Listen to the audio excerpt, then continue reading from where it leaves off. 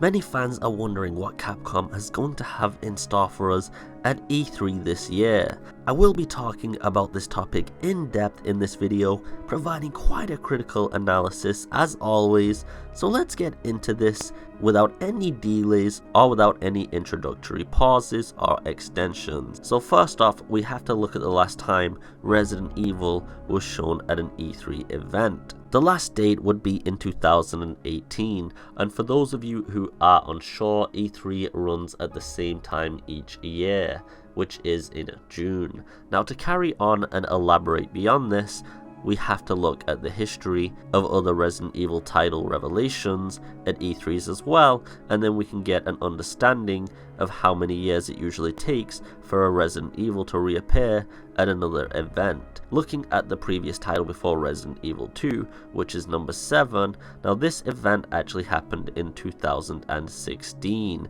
Not many people may have remembered this, but yeah, it wasn't a year before Resident Evil 2.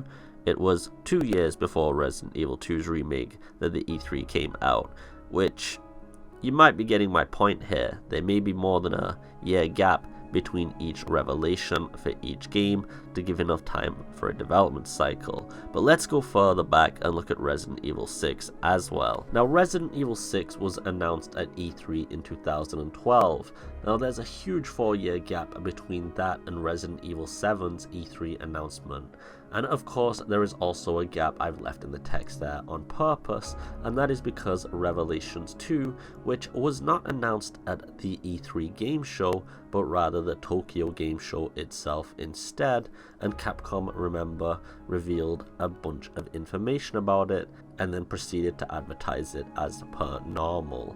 But between 2012's Resident Evil 6 and the TGS announcement of Revelations 2, there is another 2-year period between announcements.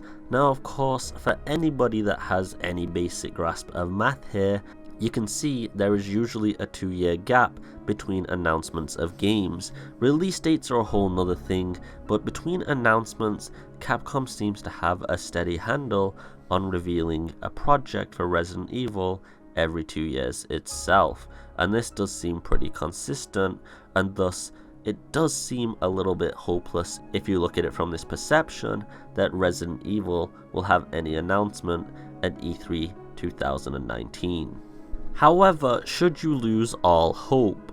Now, with Resident Evil 2, Capcom had employed the largest staff base that they had for any previous project in their entire history. Of course, a lot of this would be outsourced, but it's still an impressive number of over 800 hardworking international individuals. And also, Capcom has been aggressively expanding their development teams, IPs, and many other factors as well. It looks like management is really looking to expand into multiple different industries. It looks like the management is looking to expand the company as a whole, seeing large amounts of profit margins each year, and achieving an extremely good return on their income for the investments they make. Thus, as a business, it would be wise, of course, for them to start pumping out games a little bit faster, as long as they have enough team members and dedicated teams to each game to be able to pull off such a feat. Now, if it is technically possible to do that, then we may actually have a chance for Resident Evil having some kind of revelation, which I believe would be Resident Evil 8, keeping it in theme with it usually being a main number title and then a side game being revealed in between. Some people will speculate Resident Evil 3 may have an announcement at E3 as well, and we'll just have to wait to see.